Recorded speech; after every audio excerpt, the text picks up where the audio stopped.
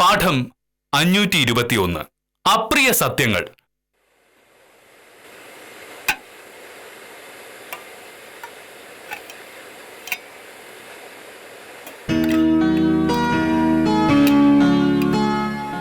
എനിക്കിറങ്ങാൻ നേരമായി. ഇതെന്താ മോഹനേട്ട നേരത്തെ? മണി 9:30 ആയിട്ടുള്ളൂ.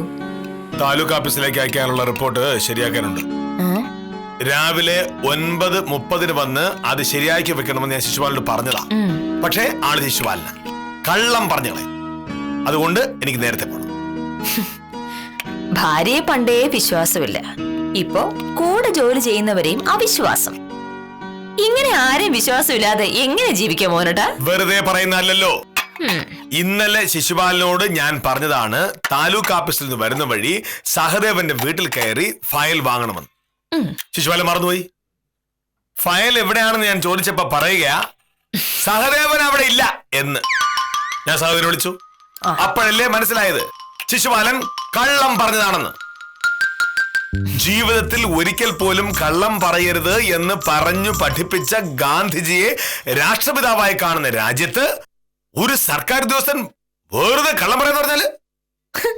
ഗാന്ധിജിയെ ശിശുപാലൻ ചേട്ടനെ ഒരുപോലെ കാണുന്ന മോഹനേട്ടനാണ് വട്ട്. ശിശുപാലൻ ചേട്ടനെ ഗാന്ധിജിയെ പോലെ ആവാൻ പറ്റുമോ മോഹനേട്ട? പറ്റണം. ജീവിതത്തിൽ ഒരിക്കൽ പോലും കള്ളം പറയില്ല എന്ന് വ്രതമെടുക്കണം നമ്മൾ. അല്ലാതെ ഞങ്ങളുടെ രാഷ്ട്രപിതാവ് ഗാന്ധിജി ആണെന്ന് വെറുതെ പറഞ്ഞാ പോരാ.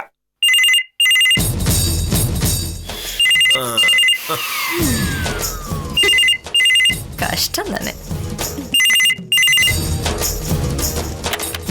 ഹലോ, അതെ മോഹനകൃഷ്ണനാണ്.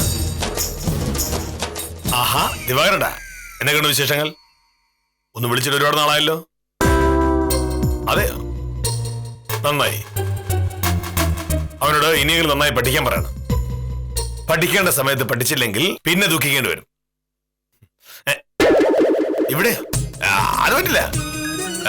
അല്ല, എന്താ കാര്യം എന്ന് വെച്ചാൽ ഞാനും ബാമയും കൂടി ബോംബെക്ക് പോവാ. അവിടെ ഒരു സെമിനാറുണ്ട്. വില്ലേജ് ഓഫീസിനെ പറ്റി. ഒരാഴ്ച കഴിഞ്ഞ് വരൂ. ചിലപ്പോ 2 ആഴ്ചയൊക്കെ കഴിയും. അപ്പൊ ശരി.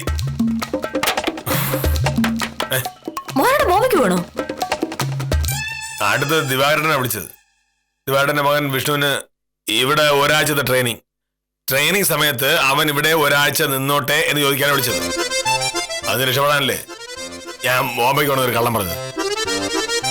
വിഷ്ണു കുറച്ചു ദിവസം ഇവിടെ ഒന്ന് താമസിച്ചാൽ എന്താ മോനട്ടാ? ഇങ്ങനെയൊക്കെയാണ് നമുക്ക് മറ്റുള്ളവരെ സഹായിക്കാൻ പറ്റുള്ളൂ. ആ സഹായത്തിന് ഞാനില്ല. ഈ വിഷ്ണു എന്ന് പറയുന്ന പയ്യൻ 6 ഭാഷമാണ്. കള്ളുകുടിയും സിഗരറ്റ് വലിയും ഒക്കെ ഉണ്ട്. അതും പറഞ്ഞും 3-4 കേസിലെ പ്രതിയാ. അങ്ങനെയുള്ള ഒരുത്തനെ മാന്യനായ മോഹനകൃഷ്ണന്റെ വീട്ടിൽ കൊണ്ടുവന്ന് താമസിക്കാൻ പറ്റില്ല. അത്ര തന്നെ. ജീവിതത്തിൽ ഒരിക്കലും ആരോടും കള്ളം പറയരുത് എന്ന് പറഞ്ഞ് മോഹനേട്ടൻ നാവ് വായിലേക്ക് ഇട്ടതേ ഉള്ളൂ. അതേ മോഹനേട്ടൻ തന്നെ നട്ടാക്കുരുക്കാതെ കള്ളം പറയുന്നു. പറച്ചിലൊരു വഴിക്ക്, പ്രവൃത്തി വേറൊരു വഴിക്കും. ആർക്കെങ്കിലും ഒരു ദോഷം വരുന്നോർത്തല്ലോ ഞാൻ ആ കള്ളം പറഞ്ഞത്. ഒരു പ്രസിദ്ധി രക്ഷപ്പെടാൻ ചെറിയ ചെറിയ കള്ളങ്ങളൊക്കെ പറയാം. ഇത് അവസരവാദമാണ്. കുറച്ചു മുന്നേ മോഹനേട്ടൻ പറഞ്ഞത് ഗാന്ധിജി ജീവിതത്തിൽ ഒരു പ്രാവശ്യമേ കള്ളം പറഞ്ഞിട്ടുള്ളൂ എന്നാണ്. ഒരു പ്രശ്നം ഒഴിവാക്കാനായി ഗാന്ധിജി കള്ളം പറഞ്ഞതായിട്ട് ഞാൻ കേട്ടിട്ടേ ഇല്ല. അതിപ്പോ ഗാന്ധിജി അല്ലല്ലോ മോഹനകൃഷ്ണൻ. അപ്പോ ഒരത്യാവശ്യത്തിന് ആർക്കും ഉപദ്രവമില്ലാത്ത കള്ളമൊക്കെ പറയാം.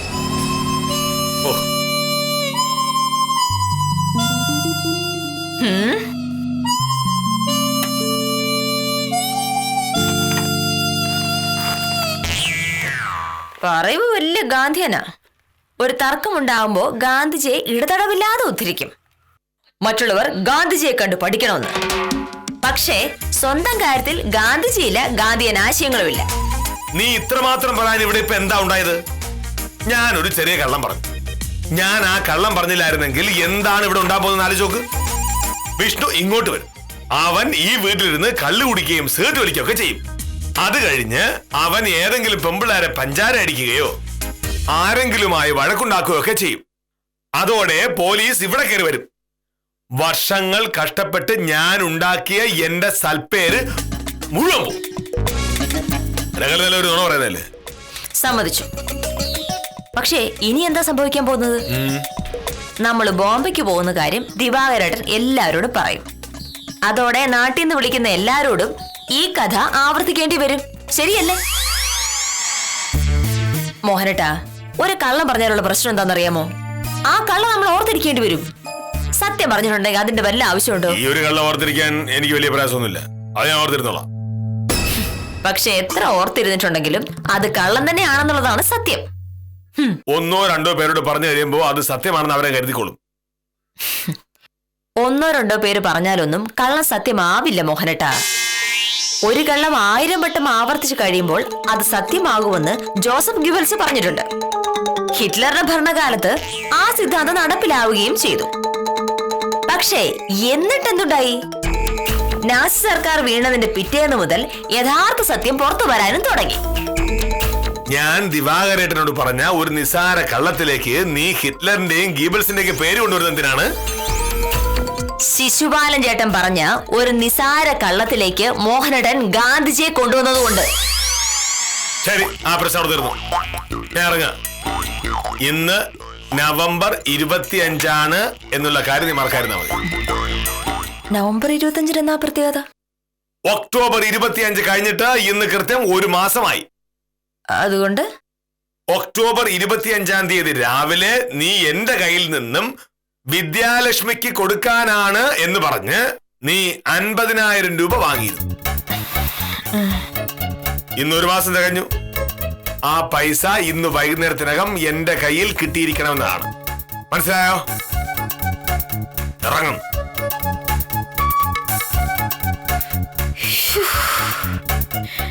ഇത് ഓർത്തു വെച്ചിരിക്കുകയായിരുന്നു. ഇനിയിപ്പോ എന്ത് ചെയ്യും ഭവാനെ? ഇന്നിവിടെ എന്തെങ്കിലുമൊക്കെ നടക്കും.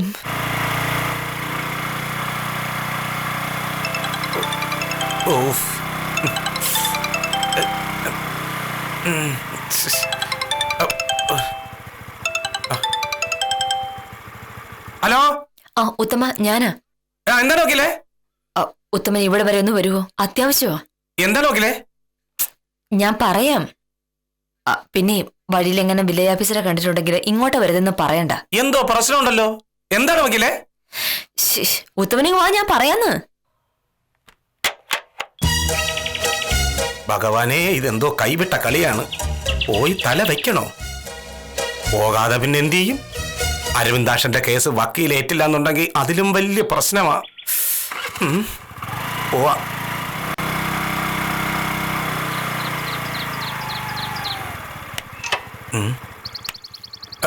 വക്കീലേ, എന്താണ് വക്കീലെ പ്രശ്നം?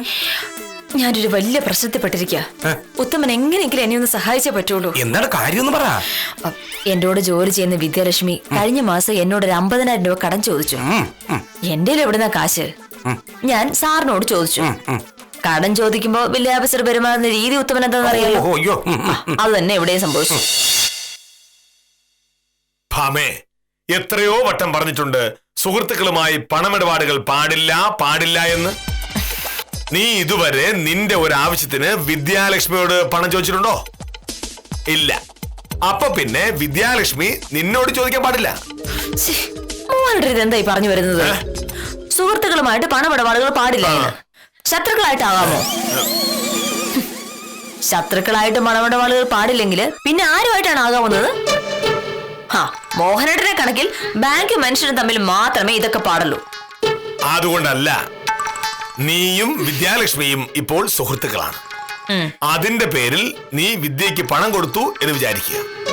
പറഞ്ഞ സമയത്ത് വിദ്യയ്ക്ക് അത് തിരിച്ചു തരാൻ പറ്റാതെ വന്നാൽ നീയും വിദ്യയും തമ്മിൽ പിണക്കമാവില്ലേ? മോഹനേട്ടന്റെ കയ്യിൽ ഇഷ്ടംപടി കാശുണ്ടെന്ന് വിദ്യക്ക് അറിയാം. അവക്കൊരാവശ്യം വരുമ്പോ ഞാൻ സഹായിച്ചില്ലെങ്കിലും അവള് പിണങ്ങില്ലേ? ഭാമേ, എന്റെ കയ്യിലുള്ളത് ഞാനും നീയും അധ്വാനിച്ചുണ്ടാക്കിയ പണമാണ്. അത് മറ്റുള്ളവർക്ക് കൊടുത്ത് പുലിവാല് പിടിക്കുന്നത് എന്തിനാണ്? ഇങ്ങനെയൊക്കെയല്ലേ മോഹനേട്ട മനുഷ്യര്? അത് കൃത്യം 1 മാസം, അതിനപ്പുറം ഒരു ദിവസം പോലും പോവില്ല എന്ന് വിധി എന്നോട് ഉറപ്പിച്ചു പറഞ്ഞതാണ്. ഞാനല്ലേ പറയുന്നത്? ശരി, മോഹനേട്ട തരണ്ട. എന്റെ സ്വർണ്ണം ഇരിപ്പുണ്ടല്ലോ ഇവിടെ, അതെടുത്ത് പണയം വെച്ചിട്ടുണ്ടെങ്കിൽ 50,000 രൂപ കിട്ടും. ഞാനത് പണയം വെച്ചോളാം. മോഹനകൃഷ്ണന്റെ ഭാര്യ സ്വർണം പണയം വെക്കുകയോ? നാട്ടുകാരെല്ലാം എന്ത് കരുതും? എന്റെ മാനം പോവില്ലേ? ഓ കയ്യിൽ പൂത്ത കാശുള്ള വില്ലേജ് ഓഫീസറുടെ ഭാര്യ സഹകരണ ബാങ്കിൽ സ്വർണം പണയം വെച്ചു എന്ന് നാട്ടുകാരൊക്കെ അറിയുമ്പോ ആളുകള് ഇങ്ങനെ മൂക്കത്ത് വിരൽ വെക്കും. പക്ഷെ എന്റെ പിന്നെ വേറെ വഴിയില്ല. ഞാനത് ചെയ്യും, ചെയ്തിരിക്കും.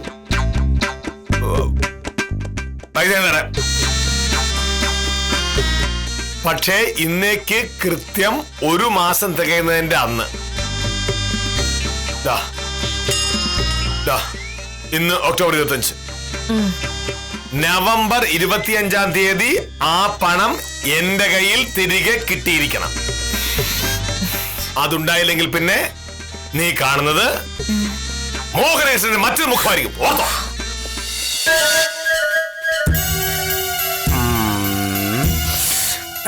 അങ്ങനെ കരഞ്ഞ് കാല് പിടിച്ച് ഞാൻ കാശ് വാങ്ങി. കഴിഞ്ഞ മാസം 25-ാം തീയതിയാണ് കാശ് തന്നത്. 1 മാസത്തിനുള്ളിൽ തിരിച്ചു കൊടുക്കാന്നല്ലേ ഞാൻ പറഞ്ഞിട്ടുള്ളത്. ഇന്ന് 25-ാം തീയതിയാ. അതുകൊണ്ട് ഉത്തമ മിനിങ്ങാന്ന് വിദ്യാലക്ഷ്മി പറഞ്ഞു 2 ആഴ്ച കൂടെ സമയം വേണോന്ന്. അവളുടെ കാശിലാന്ന് എനിക്കും അറിയാലോ, നിർബന്ധിക്കാനും പറ്റില്ല. പക്ഷെ വിദ്യാലക്ഷ്മി അവധി നീട്ടി ചോദിച്ച കാര്യം വില്ലേജ് ഓഫീസർ എങ്ങാനും പറഞ്ഞിട്ടുണ്ടെങ്കിൽ ഇവിടെ പിന്നെ യുദ്ധമായിരിക്കും. ഞാനതുകൊണ്ട് മിണ്ടാൻ പോയില്ല. പൈസയുടെ കാര്യം വില്ലേജ് ഓഫീസർ ഓർത്തിരിക്കില്ല എന്നാണ് ഞാൻ കരുതിയത്. ഇന്നലെ വരെ സാർ ഒരു അക്ഷരം പോലും മിണ്ടിയില്ല. ഇന്ന് രാവിലെ ആഫീസിൽ പോകാൻ നേരം ബോബു കൂട്ടി. ഇന്ന് നവംബർ 25 എന്നുള്ള കാര്യം നീ മറക്കായിരുന്നു. നവംബർ 25 എന്നാ പ്രത്യേകത? ഒക്ടോബർ 25 കഴിഞ്ഞിട്ട് ഇന്ന് കൃത്യം 1 മാസമായി. അതുകൊണ്ട് ഒക്ടോബർ 25-ാം തീയതി രാവിലെ നീ എന്റെ കയ്യിൽ നിന്നും വിദ്യാലക്ഷ്മിക്ക് കൊടുക്കാനാണ് എന്ന് പറഞ്ഞ് നീ 50,000 രൂപ വാങ്ങിയിരുന്നു. ഇന്ന് 1 മാസം തികഞ്ഞു. ആ പൈസ ഇന്ന് വൈകുന്നേരത്തിനകം എന്റെ കയ്യിൽ കിട്ടിയിരിക്കണമെന്നാണ്. മനസ്സിലായോ?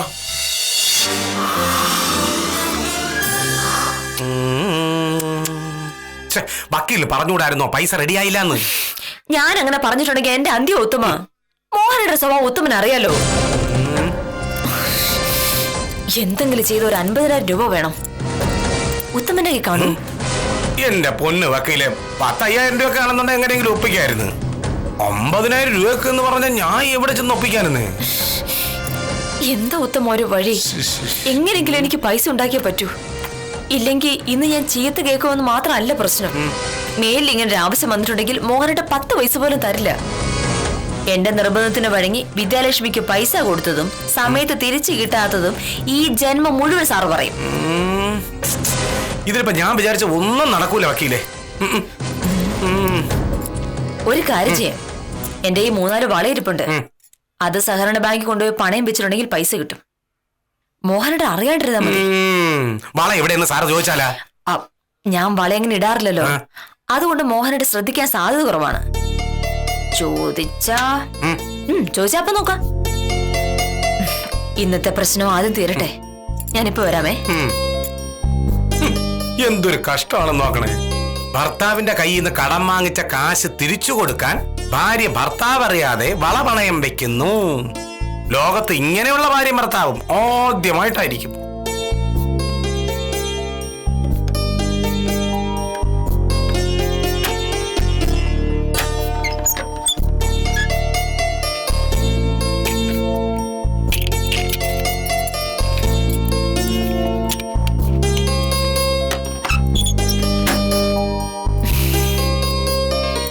ദാ 4 വളയുണ്ട്.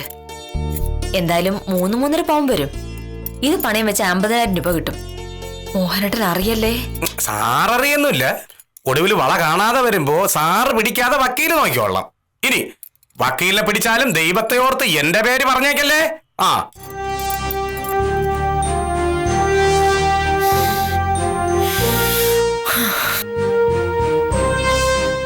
എത്ര മോഡൽ വളയാണെന്ന് അറിയാമോ അവിടെയുള്ളത്?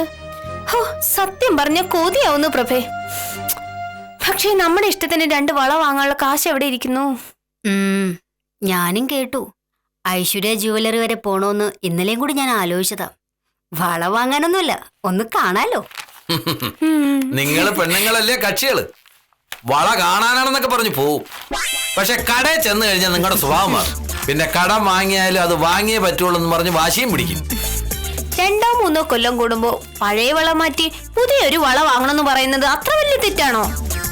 ഞങ്ങൾ പെണ്ണുങ്ങള് വീട്ടിലുള്ളവർക്ക് വേണ്ടി എത്രമാത്രം കഷ്ടപ്പെടുന്നുണ്ട്. അതൊന്നും ആണുങ്ങൾക്ക് മനസ്സിലാവൂല കാഞ്ഞ സാറേ. അവർക്ക് അവരുടെ കാര്യം മാത്രമേ ഉള്ളൂ. വാ വാ വാ.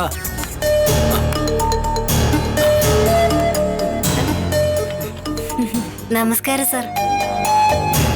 എന്താണ് രാവിലെ ഇത്ര ചൂട് പിടിച്ച ചർച്ച? ഒന്നുമില്ല സാർ. ഉണ്ടല്ലോ. നിങ്ങൾ എന്തായാലും സംസാരിച്ചത് ആപ്പീസ് കാര്യമല്ല എന്നെനിക്ക് ഉറപ്പാണ്. അത് ഐശ്വര്യ ജ്വല്ലറിയിൽ പുതിയ ഫാഷൻ വളകളുടെ ഒരു കളക്ഷൻ ഉണ്ട്. അതിനെപ്പറ്റി പറയായിരുന്നു. അത് പറയാനുള്ള സ്ഥലമാണോ വില്ലേജ് ആപ്പീസ്?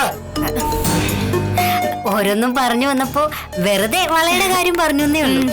കാഞ്ഞിന സാറിന് പഴയ വള മാറ്റി പുതിയൊരു വള വാങ്ങണമെന്നൊരാഗ്രഹം. പഴയ വളയെയും പുതിയ വളയെയും പറ്റി വർത്തമാനം പറയാനല്ല സർക്കാർ നിങ്ങൾക്ക് ശമ്പളം തരുന്നത്, ജോലി ചെയ്യാനാണ്. രാമചന്ദ്രൻ സാറിന്റെ കൈവശാവകാശ സർട്ടിഫിക്കറ്റ് എഴുതിയോ? അതെ സാർ. അതിനൊന്നും നേരമില്ല. കൃത്യം 11:30 ആകുമ്പോ രാമചന്ദ്രൻ സാർ വരും. അതിനു മുമ്പ് സർട്ടിഫിക്കറ്റ് എഴുതി എന്നെ കൊണ്ടുവന്ന് കാണിച്ച് ഒപ്പിട്ട് വാങ്ങി വെച്ചേക്കണം. മനസ്സിലായോ?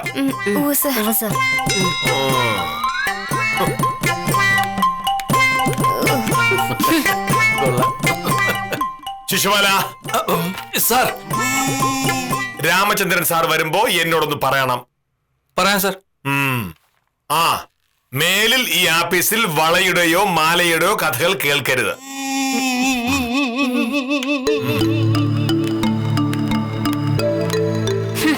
കൈവശ അവകാശ സർട്ടിഫിക്കറ്റിന്റെയും കരം തീർത്ത രസീതിന്റെയും പോക്കുവരവിന്റെ കാര്യം മാത്രം പറയാം. കഷ്ടം. ഇതെന്താ കാഞ്ചന സാറേ, പട്ടാളക്കാൻ പോ. എന്റെ വിദ്യ, മോഹനേട്ടന്റെ സ്വഭാവം നിനക്ക് അറിഞ്ഞൂടെ? നീ എന്നോട് പറഞ്ഞത് എനിക്ക് മനസ്സിലായി, പക്ഷെ മോഹനേട്ടൻ അത് മനസ്സിലാവോ? വേറെ വഴിയൊന്നുമില്ലാന്ന് കണ്ടപ്പോ എന്റെ വളയെടുത്ത് ഉത്തമന്റെ കൊടുത്തു വിട്ടിട്ടുണ്ട് പണയം വെക്കാൻ. അതൊന്നും സാരമില്ല, ഇതൊക്കെ സാധാരണയല്ലേ. വക്കീലേ, ഉത്തമ വന്നിട്ടുണ്ടേ, ഞാൻ വിളിക്കാം. എന്താ ഉത്തമ? വക്കീല് പറഞ്ഞ കാശുണ്ട്, കയ്യോടെ പിടിച്ചോ. എന്റെ ഈശ്വര, തലക്കാലം രക്ഷപ്പെട്ടു. വിദ്യാലക്ഷ്മി കാശ് തരുമ്പോ ഞാൻ ഉത്തമനെ വിളിച്ചോളാം.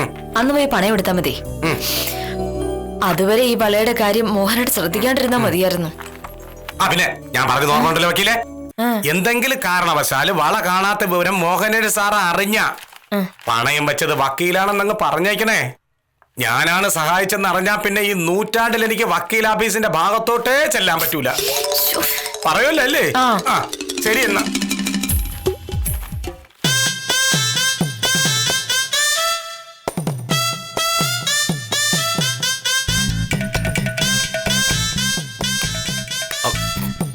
സാർ, രാമേന്ദ്ര സാർ വന്നിട്ടുണ്ട്. സർട്ടിഫിക്കറ്റ് റെഡിയല്ലേ? അതെ സാർ. സാറിന് രാമേന്ദ്ര സാറിന് കാണേണ്ട കാര്യമുണ്ടെന്ന് പറഞ്ഞു. ഉണ്ട്, ഞാൻ വരാം. ഓ സാർ.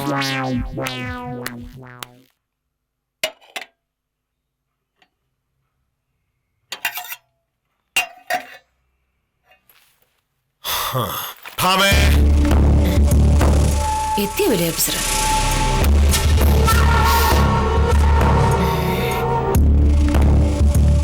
മോഹനയുടെ എന്താ താമസിച്ചത്?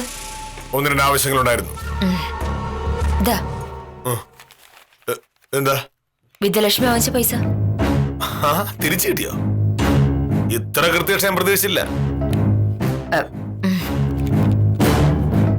ലോകത്ത് കൃത്യനിഷ്ഠയുള്ള ഒരേ ഒരാൾ മോഹനേട്ടനാണെന്നാണല്ലോ ധാരണ. മറ്റുള്ളവരും വാക്ക് പാലിക്കുന്നവരാണെന്ന് മോഹനേട്ടൻ അറിഞ്ഞിരിക്കുന്നത് നല്ലതാ. എണ്ണി നോക്കൂ. അല്ല, കൊറേ കഴിഞ്ഞിട്ട് അതിൽ 500 രൂപ കുറവാന്ന് പറയരുത്. നീ എണ്ണിയായിരിക്കുമല്ലോ വാങ്ങിയത്, എനിക്ക് വിശ്വാസമാണ്. ഇന്ന് കാഞ്ചനയും സ്വയംപ്രഭയും പറയുന്നത് കേട്ടു ഐശ്വര്യ ജ്വല്ലറിയിൽ പുതുതായിട്ട് കൊണ്ടുവന്ന വളകളെ പറ്റി. അവരൊക്കെ പഴയത് മാറ്റി പുതിയത് വാങ്ങുന്നതിനെ പറ്റി ആലോചിച്ചുകൊണ്ടിരിക്കും. നിന്റെ പഴയ വളകളൊക്കെ മാറ്റി നമുക്ക് പുതിയത് വാങ്ങിയാലോ? അതിന്റെ ആവശ്യമില്ല, എനിക്ക് ആ വള മതി. അതല്ല ഭാവേ, സ്ത്രീകളാകുമ്പോ ആഭരണങ്ങളോട് കുറച്ച് കമ്പൗണ്ടാകുന്നത് സ്വാഭാവികമാണ്. എന്നോട് പറയുമ്പോ ഞാൻ സമ്മതിക്കില്ല എന്ന് കരുതിയാണ് നീ അങ്ങനെ ഒരു ആവശ്യം പറയാത്തത് എന്ന് എനിക്കറിയാം. അതുകൊണ്ടല്ല മോഹനേട്ടാ. അതുകൊണ്ടാണ്. ഭാര്യയുടെ ആവശ്യങ്ങൾ ഭാര്യ പറയാതെ തന്നെ സാധിച്ചു കൊടുക്കുന്ന ആളാണല്ലോ നല്ല ഭർത്താവ്. ഏതായാലും നിന്റെ വളകൾ മാറ്റി വാങ്ങാൻ ഞാൻ തീരുമാനിച്ചു കഴിഞ്ഞു. എടുത്തോ. അതിന്റെ ആവശ്യമില്ലെന്ന്. അല്ലെങ്കിൽ തന്നെ ആ വള വാങ്ങിയിട്ട് അധികം നാൾ ആയില്ലല്ലോ, അത് മതി. എന്തിനാ ഭാമ ഇങ്ങനെ വാശി പിടിക്കുന്നത്? ഞാനൊരു നല്ല കാര്യം ചെയ്യാൻ തീരുമാനിച്ചാലും നീ സമ്മതിക്കില്ലെന്ന് വെച്ചാല് നീ പോയി വളർത്തണോ? എന്റെ ആ വള ഞാൻ മാറ്റുന്നില്ല. വളയിടുന്ന എനിക്കില്ലാത്ത ആവേശം മോഹനേട്ടൻ എന്തിനാ? മാറ്റണോ വേണ്ടെന്നൊക്കെ നമുക്ക് തീരുമാനിക്കാം. ആദ്യം ഞാൻ വളർത്തുന്നുവാ. അല്ല, അതവിടെ ഇരിക്കട്ടെന്നേ. അലമാരയുടെ അകത്ത് തുണിയൊക്കെ തേച്ച് വെച്ചതിന്റെ അടിയിലാണ് അത് ഇരിക്കുന്നത്. ഇപ്പൊ അത് നോക്കിയെടുക്കാൻ വലിയ പാടാ. ആ 4 വള നോക്കിയെടുക്കാൻ ഒരു പാടുമില്ല. ദാ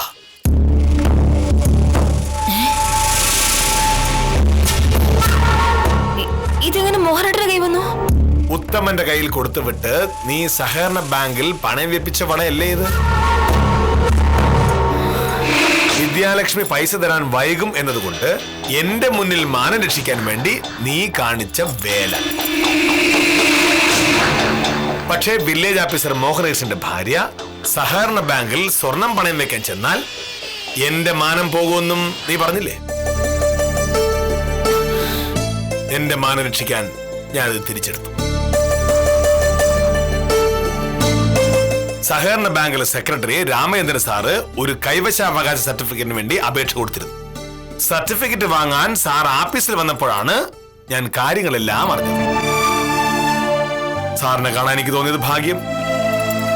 അല്ല, ഞാൻ മോഹനേട്ടൻ ദേഷ്യപ്പെടുമെന്ന് കരുതി. എന്ത് കാര്യം സാധിക്കാനാണെങ്കിലും കള്ളം പറയരുത് എന്ന് നീ രാവിലെ പറഞ്ഞത് ഓർമ്മയുണ്ടോ? ഒരു കള്ളം പറഞ്ഞാൽ അത് സ്ഥാപിക്കാനായി 1000 കള്ളങ്ങൾ വേറെ പറയേണ്ടി വരും. ഒരു കള്ളം 1000 വട്ടം ആവർത്തിച്ചാൽ അത് ശരിയായിക്കൊള്ളും എന്ന് ജോസഫ് ഗീബൽസ് പറഞ്ഞത് തെറ്റാണ് എന്ന് നീ പറഞ്ഞു. സോറി മോനേട്ടാ, ഇനി ഞാൻ കള്ളം പറയില്ല. അതവിടെ നിൽക്കട്ടെ. വിദ്യാലക്ഷ്മി എന്ന് പൈസ തരും? 2 ആഴ്ചക്കുള്ളിൽ തരാന്നാ പറഞ്ഞേക്കുന്നേ. തരണം. ഇനി ഒരവധി മാറ്റിയാൽ മോഹനേഷന്റെ സ്വഭാവം മാറും. അത് പിന്നെ എനിക്ക് അറിഞ്ഞൂടെ?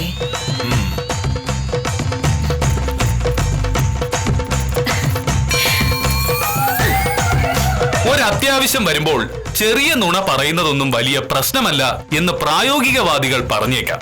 പക്ഷേ ഒരുപാട് സ്നേഹമുള്ളവർക്കിടയിൽ അത്തരം കള്ളങ്ങൾ നിലനിൽക്കില്ല എന്നതാണ് സത്യം. മോഹനകൃഷ്ണനെ പോലെ ഒരു ഭർത്താവിനോട് കള്ളം പറയുമ്പോൾ സൂക്ഷിക്കേണ്ടതായിരുന്നു എന്ന് സത്യഭാമയെ ഉപദേശിച്ച് ഇന്നത്തേക്ക് വിടാം.